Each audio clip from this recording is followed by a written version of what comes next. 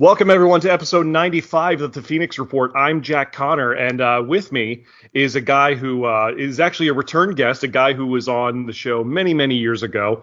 His band and his old band, I should say, and my old band used to play together a bunch. You know, he's here from Albany, Georgia, and he was in a band called Days to Come, who would come down to the Central Florida area, either Orlando or Melbourne, wherever I was.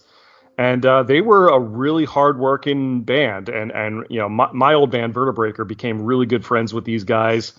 We played a bunch of shows together whenever they would come into town, and we actually returned the favor at one point. We went up to Albany, Georgia, and Savannah, Georgia, sort of the first time that the band had played outside of Florida. So that was a really fun trip. But yeah, I mean, he and Justin, the lead singer of that band, they were on the show many, many years ago. I remember because we recorded it as we were doing this really cool festival in Palm Bay, Florida, and I believe Saliva was the headliner, which was really exciting because they're one of my favorite bands. Yeah, so now he is in a brand new band, or I should say it's new to me, but he's in a band called Imposter. They're doing some stuff. They're based out of Albany, Georgia. So welcome back to the show, Taylor Hartley. Hi, everybody out there in podcast land. What's up, man? Yeah, dude, that intro, man, it's like giving me a lot more credit than I deserve, dude. Yeah, no. I mean, you were a fantastic bass player. Days to Come was a great band, and now you're playing bass in this new band, Imposter. Yeah. So I'm actually singing too a little bit. So really, okay, you're singing lead on a few songs? No, just doing some harmonies. Okay, still, it's 3-part harmonies. So okay, still that's impressive. Oh yeah, that's awesome. So I mean, especially playing the music we do, yeah. I'll bet.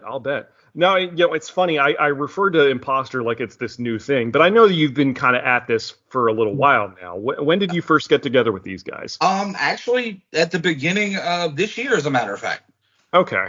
They were doing it before I ever even knew about it, and I had seen it on TikTok and stuff, and I was a fan because those guys we were all been friends for a long time because we played in multiple bands around the area. Oh, okay. And so they posted on Facebook one day needing a bass player, and I said one word, and that was it. Okay, so the band itself had been together for a little while now. About maybe 6 months, I think. Okay. All right. But you knew these guys from playing the circuit, from being in the area, and that's cool. It's funny how these situations can happen when you're not even planning for it. And and I've discussed this on other episodes where it's like it definitely pays to be open to trying different situations and trying different bands, if you're available, if it's possible, because you never know what could come out of these things. Oh yeah. And we're just a conglomerate of dudes from all over the area. Our drummer's from Cordele, got a guitar player from Pavo, and our singer's from Ashburn. So it's just all over. Gotcha. Now, I mean, for those that don't know, Albany, Georgia, it's in the southern part of Georgia. I guess the closest big city to it would be Savannah. Savannah's probably a good 4 hours away, 4 or 5 hours away. Okay. Atlanta's 3.5. Tallahassee, Florida's about 2. So that'd probably be the closest one. Yeah, and I think Albany, Georgia, I think the other big claim to fame is that they have the Masters, the PGA Masters tournament there every year. No, Augusta. Okay, yeah. That's Augusta. Now, Albany's claim to fame is the home of Luke Bryan. Okay, the country singer? Yeah, he's a prick. Damn. I've met the guy. Yeah. Wow. That's another story for another time. Gotcha. Well, hey, Luke Bryan, if you're listening, that's his words, not mine. I don't know you. That comes from everybody he's been around before he ever went to Nashville. So. Gotcha. Well, yeah, that happens. Yeah. I know. What a shock. What a shock. A person in the entertainment industry might not be a great individual. Yeah. Now, a person that's good from this area, he won American Idol. Philip Phillips. Yeah. Oh, yeah. He's a nice guy. I go to church with him sometimes. I'm trying to think. Who was he? What season was he on? Because I remember the name. I'm trying to think. I can't remember. I It think was one of the earlier seasons. I remember that. No, I think Lionel Richie and Katy Perry were the judges. I think I don't Oh, remember right off okay. the top of my head, but All right. Well, we're right on. Shout out to Philip Phillips. yeah, good dude, really good dude. And Awesome. little fact about that, his wife's family owned the building where Days to Come shot the Siren video. Okay. So, Gotcha. because it was an old skating rink. Gotcha. Okay. So I mean, Imposter hadn't, you said they've only been together like what, 6 months or so. Are you the first bass player that they've had? Well, no. The second guitar player, his name's Jared. He was the bass player originally. Oh, And then but they he wanted switched to add over. another guitar, and So he switched over to 6 string, and then there. Okay. Gotcha. he's also a drummer, and he does it all. Gotcha. So, but that's cool, man. So, how would you describe Imposter's sound for someone who hadn't heard you guys, and what kind of, if you had to describe Imposter to someone, like, what's your band like? What would you say? Basically, it's a mixture of No Effects, Thrice, and a little bit of I can't even think of the band right off the top of my head. But it's got a mixture of everything: the harsh singing, the regular singing. It's fast, it's slow, it's just Yeah, it's little Imposter. more, right. I hear you. So a little more on like the punk rock side of things. Yes, it's more. Gotcha. The new stuff we're doing is more punk than the first stuff. So Gotcha. Well, that's cool, man. So, I mean, have you always been into like punk, in particular? Because Days to Come was definitely not that. I mean, no, it wasn't. more It of a hard wasn't rock punk band. at all. I've actually been into punk for a long time. My cousin got me into the Misfits when I was in high school, Nice.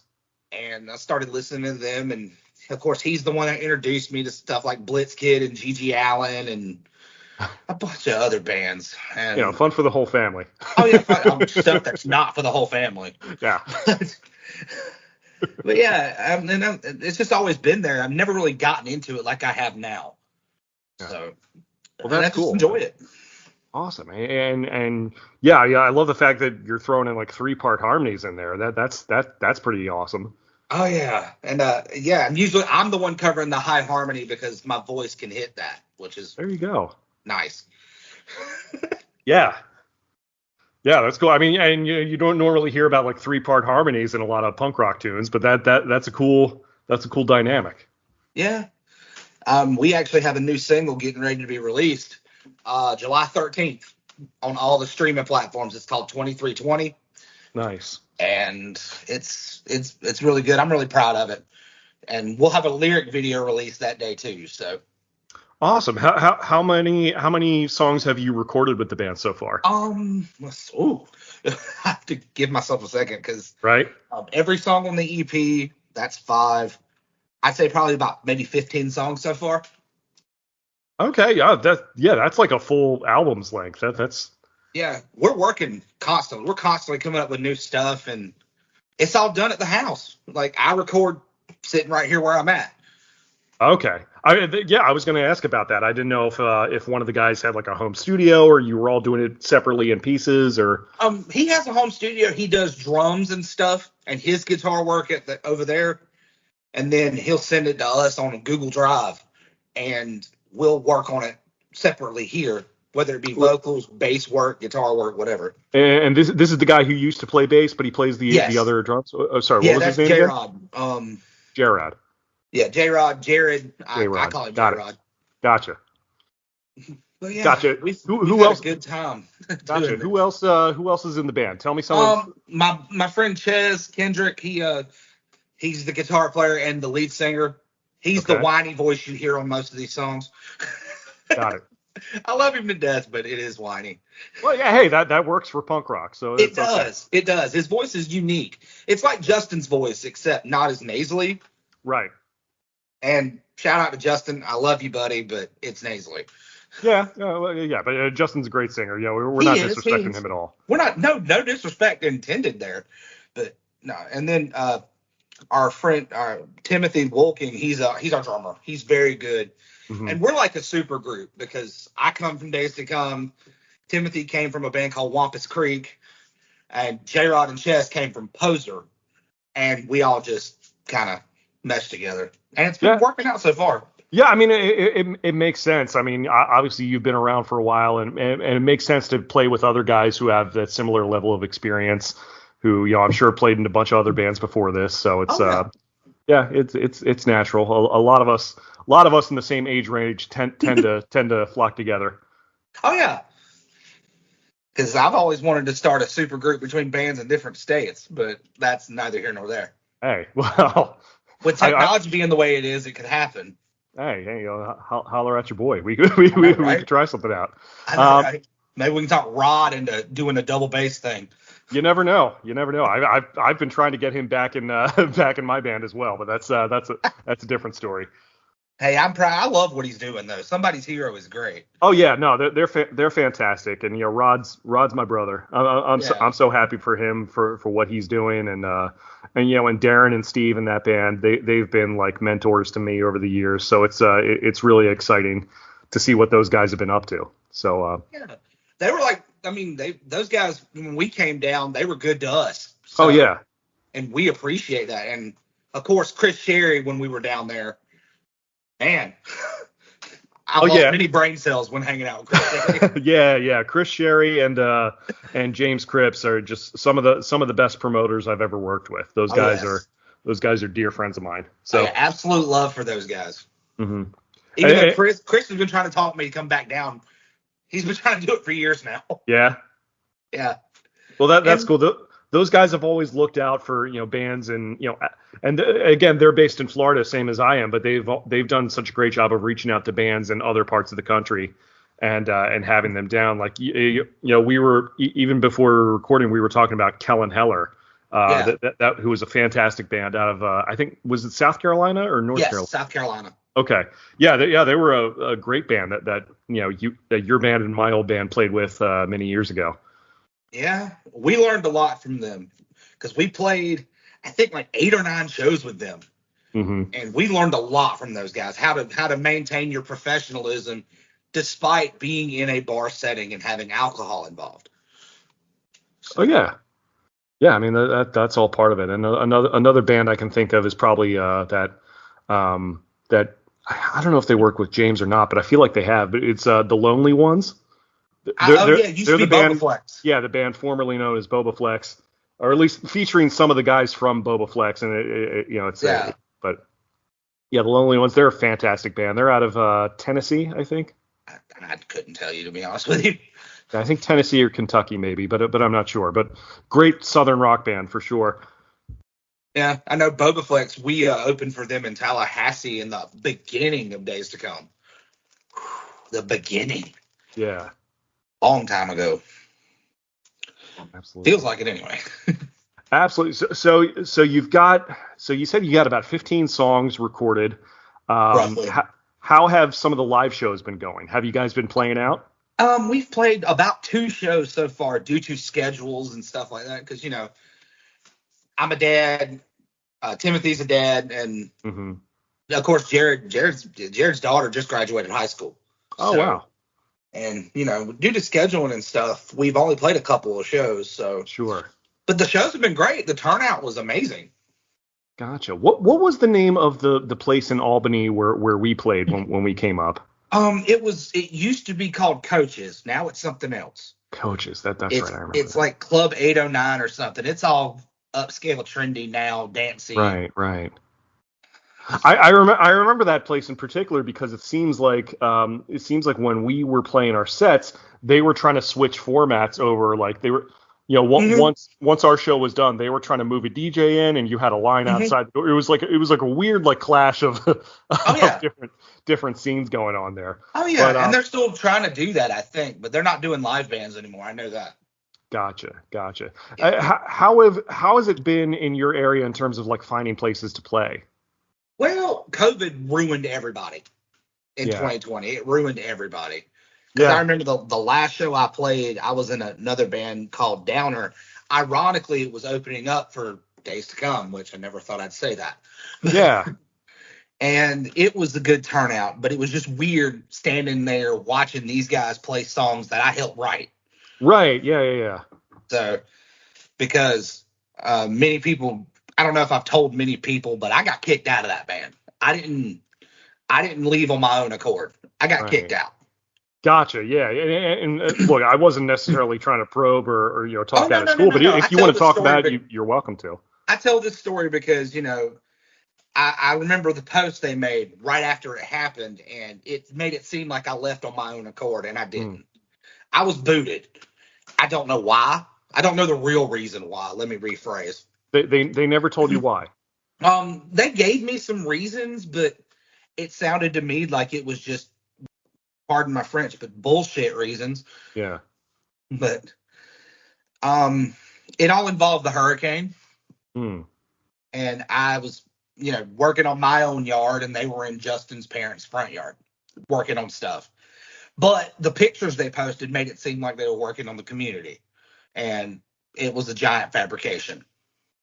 And I mean, maybe they were, maybe they weren't, but it seemed like it was a fabrication. And so they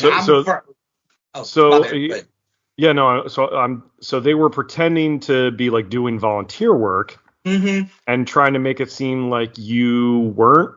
No, they took pictures, and because we had just gotten the Dirtbag sponsorship at the time. And the Dirtbag is the clothing company, correct? Yes. Okay. And I had already put in for my hat because they don't make clothes for people my size. I'm a big guy. And they were doing this and taking pictures, and they posted it to the social media. And me, I'm sitting here at my house with a chainsaw working on trees too. So I posted just a small little picture of me with my chainsaw in my hand. It was a small little chainsaw. It wasn't much. And then from there, it just kind of ballooned into this whole thing. And I got told I was selfish and I was entitled, and I was writing the success of the band, which honestly wasn't a lot of success. I mean, writing success to what? To what end? I don't know. You tell me, because I was confused too. Okay. All right. Yeah, it sounds like there were some personal issues going on there. There probably was. And honestly, a part of it was brought on by me because I was still grieving. My dad had passed away in 2017. Right. Yeah, and then a month later, my grandmother passes away. And so, yeah, I'm still dealing with grief. And I have a very complicated grief system, I guess. And so I took a lot of things out on them that I shouldn't have. And a part of it was most of it was my fault. I mean, I'm not going to sit here and tell you otherwise. Have you talked with those guys since then? Yeah. I've reconciled with, Justin and we don't really speak much anymore. I mean, he'll text me every now and again and, wish me happy birthday or Merry Christmas. Yeah. Stuff like that. And I reconciled with Jalen this year, as a matter of fact, for the first. I hadn't seen him in 4 years. Oh, okay. And I went to a wedding that he was the best man of the groom. Oh, all right. He wasn't expecting me to be there, so right. He practically jumped into my arms. It was kind of weird. That's great. But yeah, he's a good guy. That's cool, man. Life is too short to hold on to those things. And I mean, I'm not mad at him by any means. I mean, am I still hurt by the whole situation? You damn right I am. Right. I mean, that was my baby. Yeah, I mean, it kind of reminds me of the situation in my old band with Greg.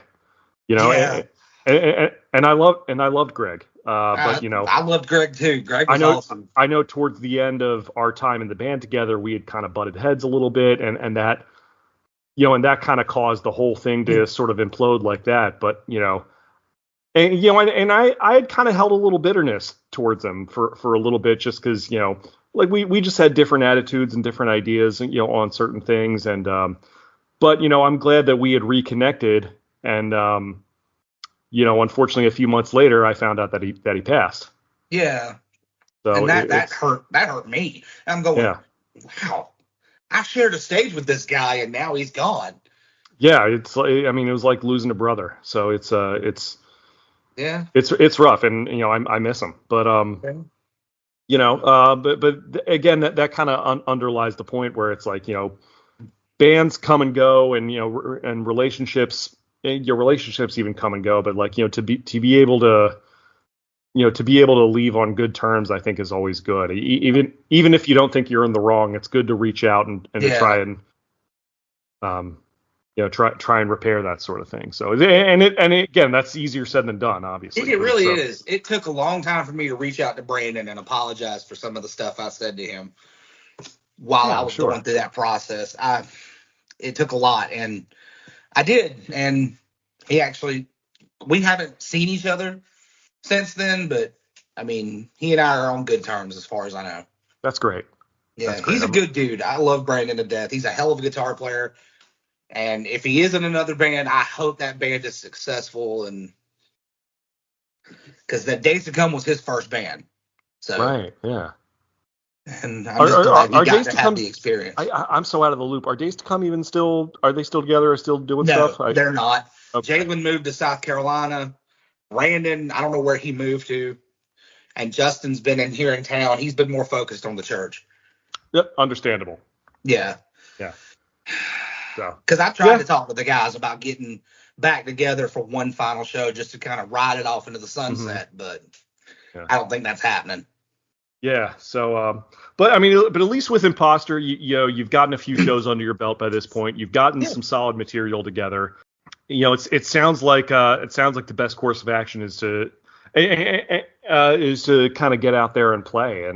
But it's funny how that's changed even in the last 10 years or so, because I feel like it just feels like live performances aren't as big of a priority to a lot of folks as I think they should be. And like that was always my approach in the past, even though even if I didn't have like a ton of new content like coming out or new video or everything this and that, like my thing was like let's get out there and play as much as we can and really just get out there and grind it, and that's not always the way to do it anymore, and it's difficult to do that because putting content out there is expensive. Extremely. Well, luckily for us, we've been doing it through, as I said, we've been doing it through the home studio, and recording has been free. The only thing we really had to pay for was get physical copies of the EP. Mm-hmm. And that was I couldn't tell you how much it was because I don't handle the financial stuff. Yeah. Because I tried that once and it turned out horribly. Right. And so I mean, we print our own. We actually built a screen so we can screen print our own T-shirts. Nice. So, and we've been doing that. Now we have a Spreadshirt store, which has different types of stickers, and apparently we're selling aprons and coffee cups and everything else. Well, there you go. I didn't even know until I saw it. I was like, okay. It's like, who is buying this? But if people are buying it, then why not? And we've been more focused on online radio, not necessarily mainstream and satellite radio. Right. Although I'm trying to get us on satellite radio. I've been messaging friends that I have in other bands that have made it to satellite radio. Mm-hmm. Like Sam, the bass player from Shallow Side. I've been trying to get in touch with him, and I have. He's given me some information, I don't know if you ever remember a band from North Carolina called Kiss the Curse. It doesn't ring a bell, but I know we've played with them a couple of times. I just didn't know if y'all had too. I don't know if they ever made it down our way or not. I mean, they may have. They were great. Their lead singer Elise has a really great voice. Okay. And she's in a band called Lilac now, and they're doing big things. Shout out to those guys and girl. Yeah. And so I tried to message her too, and she just told me, street team and management and all that. I'm just like, okay. Well, we don't have the money for that just yet. Right. We're still broke. Yeah, I mean, it's a weird like catch-22 situation where it's like, some of these bigger festivals, like, the opportunities are there, but you have to pay your way onto it, and it's a whole thing. But I think if you're able to get in with a couple other bands that that are similar, and like work together as a package deal, I feel like there is strength in numbers when it comes to that. Yeah, because Days to Come and you guys, we were the package deal at one time. We were, yeah. And us and Kellen Heller were the same way. I mean, if you wanted Days to Come, you had to get Kellen Heller too, or vice versa. And Vertebreaker, and I think there was another band down there, Queen Probably, Dementia. yeah. And Oblivious Signal, I think, played the show in Yes, Savannah with us. that was the package deal right there. It was us, Oblivious, and you guys. Yeah. And good Lord, I miss them. I miss Christina and Oblivious Signal so bad. Yeah. Christina was great. She was a really cool chick, and I'm still connected with her on social media, I believe. I am too, but I haven't talked to her in a while. Yeah, I'm not sure if she's playing with anyone at the moment, but yeah, great girl. Oh yeah. But so that's cool, man. So you've got the singles, you've got a couple shows together. What's Imposter looking to do in the next couple months? Do we have any particular plans on the horizon? We have a show coming up in July on the 20th in Macon. Okay. It's a festival called Zanfest.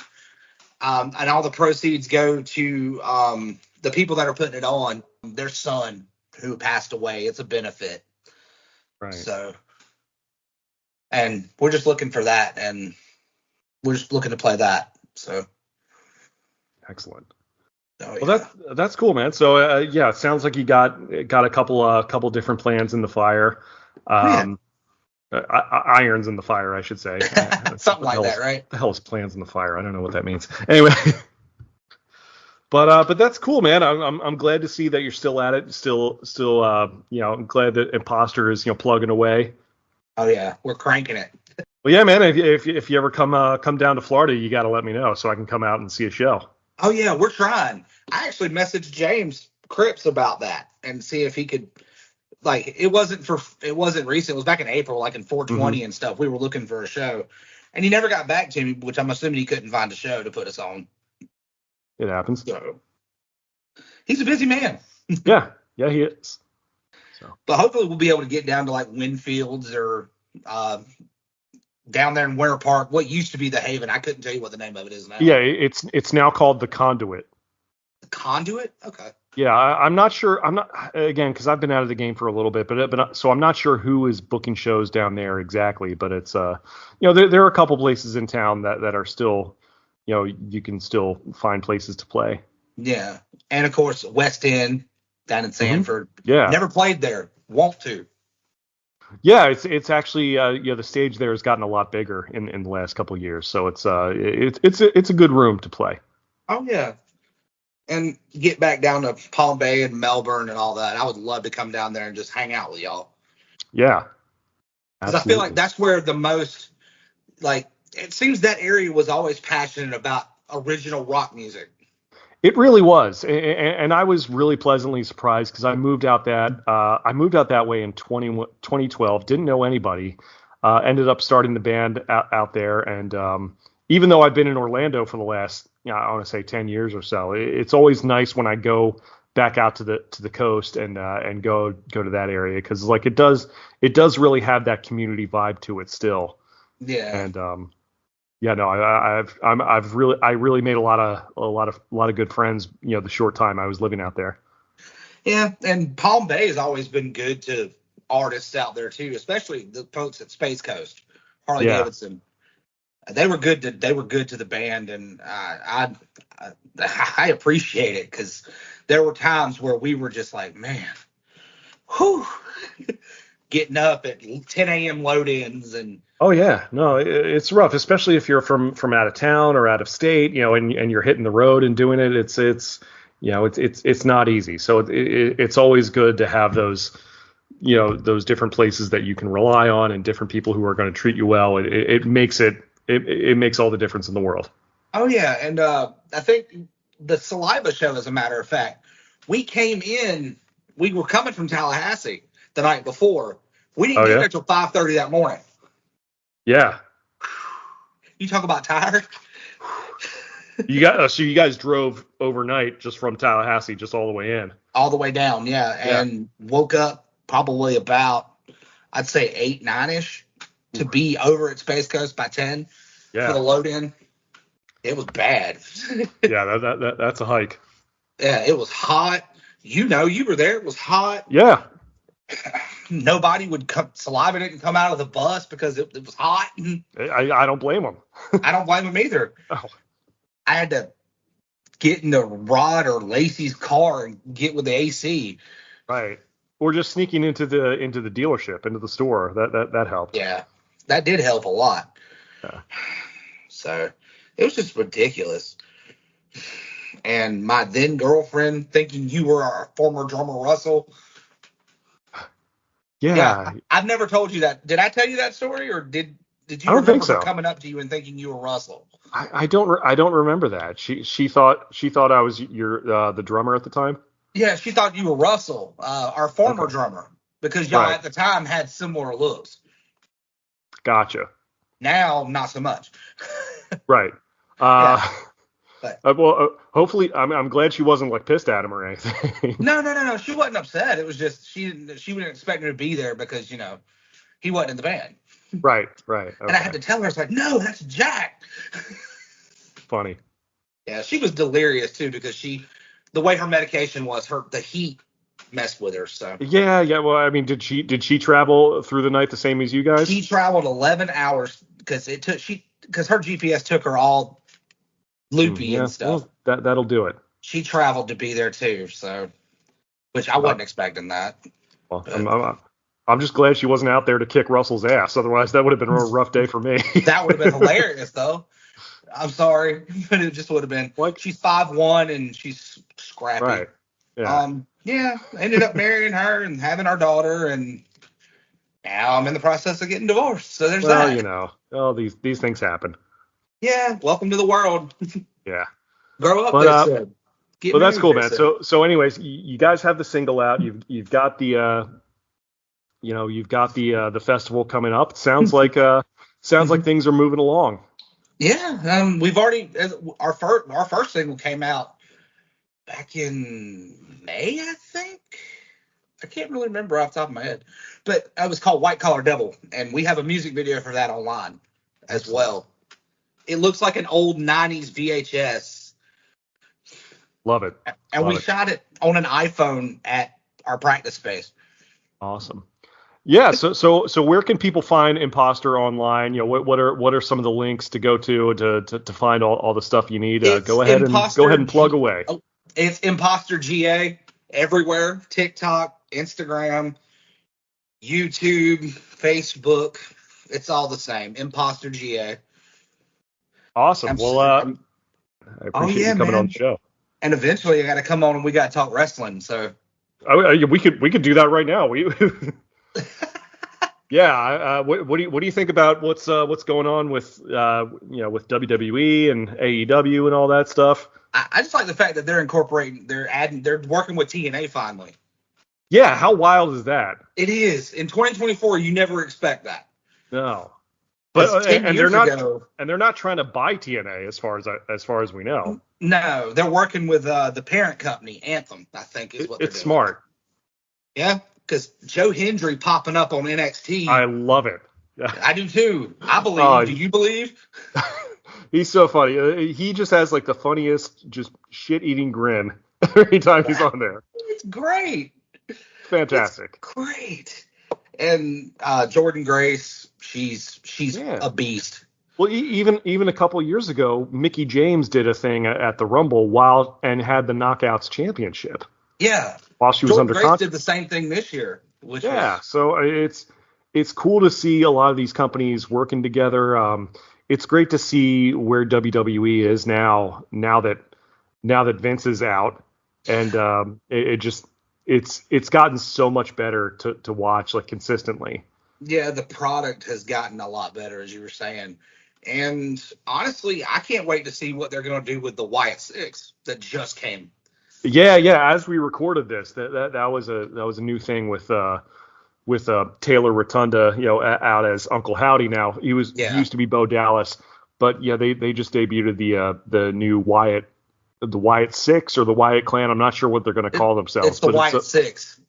Yeah, but even though there are 5 of them. It's spelled like sick, like I'm sick. Yeah. But it's going to be exciting to see what they do, especially with with Triple H running things, and it's I don't think they're going to quite fumble the ball as maybe they would have years ago under the previous regime. Yeah, Vince would have already dropped the ball if you want to know the truth. Yeah, and Kevin Dunn and all those guys, they're gone too. So it's God. Yeah, couldn't come soon enough. And and I really hope AEW kind of gets back on track as well. They're starting to, it seems. Yeah, I mean, I feel like they've had sort of a tough go of it the last I want to say a couple years. But, yeah, they've had the specter of CM Punk hanging over them too. Yeah, I mean they lost Cody, they lost Punk. Those are some big names that they lost, and and it's also the product is different from WWE. It always has been.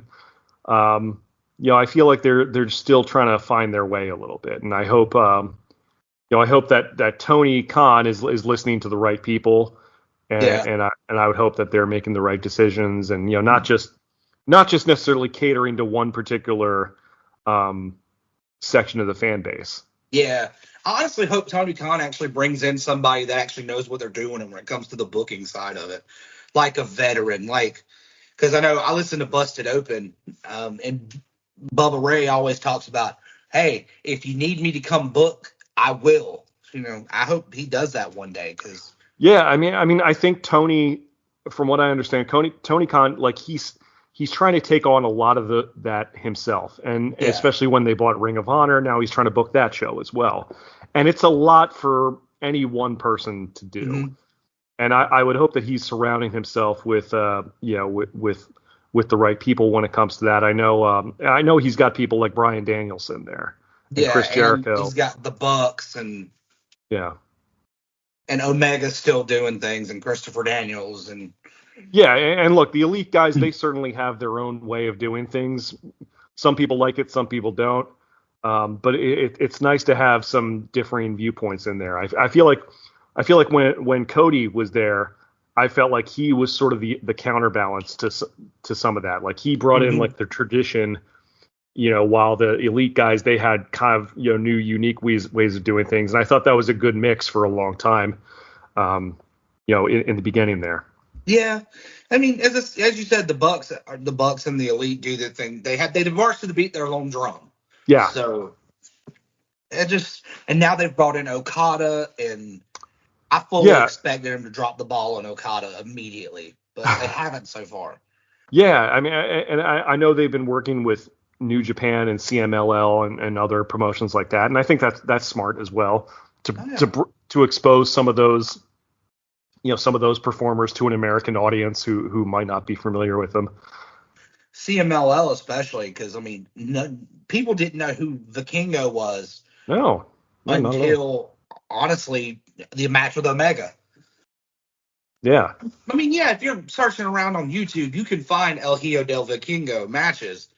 But yeah, I mean, if you're, really into Mexican wrestling and Japanese stuff, international, again, that's a small section of the fan base. Like the majority, I didn't know who Vikingo was, but so it's and I've heard of Okada for years, but I don't really know. I don't really follow New Japan, so it's I'm not super versed in that. But obviously I know I've heard about how amazing he is in the ring, which is great. Yeah, it's I think I think it helps that they have veterans like Danielson and Jericho and Daniels and all those guys backstage to have different perspectives. I think that's going to help. And hopefully, I know Sting retired, but hopefully Sting's doing something in some capacity with them too. Yeah, because there's a man that has more knowledge than anybody on that roster combined, if you want to know the truth. Oh yeah, I mean, just obviously he would be a benefit to anyone backstage, in terms of character building and things like that. Yeah. Look at the work he's done with Darby Allin. Yeah, absolutely. It really added a whole new second, last chapter to his career, which nobody ever expected. But I was so glad, as a Sting fan, I was so glad to see that. Me too. I missed his last match, though. I was so mad. I wanted to go. Yeah. Oh yeah. You probably would have been able to drive up there in Greensboro. Yeah, I wanted to, but then I realized I didn't have the money, and because I'd have been a blubbering mess just like everybody else in that arena. Oh, that. Yeah, because he was my Greensboro. favorite of all time. Oh, absolutely. So much history, there in that town with him. And I wish they'd do something in Albany with him, but hey, because he's had plenty of matches in here too. oh, really? Because WCW used to run through Albany all the time. I believe it. Probably back during the NWA days, Jim In the Crockett '90s Promotions. too, because they had 2 pay-per-views in the '90s down here. Get out. Yeah, Nice. Great American Bash '92 and Super Brawl 4. That doesn't surprise me. That's WCW country for sure. Oh yeah, and my dad took me to both of them. So. Oh, that's cool. Yeah, that's why I fell in love with wrestling in the first place. So. Very cool. Very cool. I'll tell you one of the probably one of my favorite parts of watching AEW now is just Toni Storm. I think she is hysterical. She's a throwback, and I love it. Yeah, it's just that's such excellent character work, and I think AEW needs a little more of that, the distinctive characters. Like, I mean, it's great having like a 5-star match and all that stuff, but for me personally, I focus more on the entertainment end of things. I mean, I appreciate all the athleticism and all that stuff. That's great, but again, I've got to have a good story and a good character behind it to really get invested with it. Yeah, and I'm glad they're starting to do that now. They're starting to incorporate more story into a lot of the MJF thing, which was kind of derailed due to the Adam Cole injury. Sure. But he's MJF. Good Lord, that dude is good for being as young as he is. He is a monumental talent. I think. I mean, I'd be shocked if he doesn't end up in WWE one day. Probably. Yeah, I mean, it would be a crime for him not to go there one day. I mean, I obviously that's a few years away. If Tony Khan has any sense, he's locked MJF in for the next 5 years at least. At least. Or maybe you get one day the forbidden door opens between AEW and WWE and they start doing shows together. You never know. Wouldn't that be something? I mean, we never thought TNA and WWE was going to do something, so. I mean, yeah, historically WWE hasn't always played very nice with others, but I mean, you never. I mean, knowing Triple H's approach to business and Nick Khan, I feel like those guys are. Again, it's such a cliche, doing what's best for business, but I think they understand that, and if it makes sense for them to do it, I mean, they don't need to, obviously, but you never know. Maybe one day if they work out a deal, I mean, especially with Cody there, you never know. Yeah, because it would be cool to see guys like Big Bill or Big Cass or whatever you want to call him now come back and show up and be in the Rumble or something. The reception they would get would be amazing. That'd be outstanding. I feel like I'm amazed that Enzo has not landed there yet, or hasn't landed anywhere. Like, that dude is so great on the mic. I mean, I know not a lot of people like him backstage and whatnot, but like he's too talented not to be working for one of the big two, I think. Yeah, he's doing a lot of independence though, so he's a big draw. I mean, I'll bet. Yeah, no, I'm sure he's doing great on the indies. I know he's been in MLW as well. Mm-hmm. Because he did GCW recently, I do believe. Well, that makes sense. Yeah. And that's where I discovered Vikingo too, was the GCW stuff that I see online. Him doing 630s off the ropes through tables and stuff. Yeah. I'm a big fan of Matt Cardona and everything he's been doing as well. See, that would be cool too for Matt Cardona to show up on WWE TV one more time. That would be cool. I feel like he's going to land back there eventually. Yeah, his wife's there, so. Yeah, I mean, his wife's there. He knows so many people there, and a lot of people still remember Zack Ryder very fondly, and I think he has, and he was there for such a long time as well. So I mean, I'm sure he'll end up back there one day. Yeah, just like they were talking about yesterday on Busted Open to Matt Hardy. I mean, Bubba's the one that said it. Hey, hopefully you guys end up back in WWE for your last run and you retire that way. So. Yeah, I mean, look, even if Matt and Jeff never wrestle again, I mean, you can't not put them in the Hall of Fame one day. Like, no, you can't. They're my favorite tag team of all time. They were just, they were like rock stars. Like those guys were just incredible.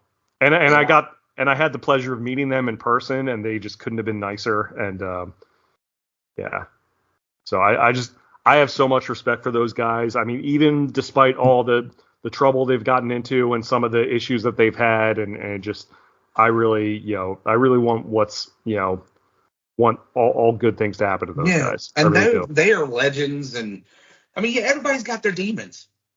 Every single one of us has got our demons. So you can't really fault them for that. Exactly. And just as people, like I again, if they never wrestle again, I'd be okay with it. I just don't want to see them hurt themselves anymore. Just I think Matt's kind of gotten out of that. Oh yeah, well, and talk about a guy who's reinvented himself and done such great character work. Like the Broken stuff is just, it just brings a smile to my face every time. It's wonderful. And now Jeff's back in TNA too, so which is great. I mean, I think keeping the brothers together is always good. I think it's good for Jeff. Have somebody to keep him accountable. Yeah. I mean, you're not going to find a closer set of brothers than those two. So it's good. It's good for them. I think TNA is a good place for them right now. So yeah, I mean, I feel like you and I could talk for hours about this stuff. Obviously, we could. Good. I haven't really done any I haven't really done a lot of wrestling related content on my show for a while.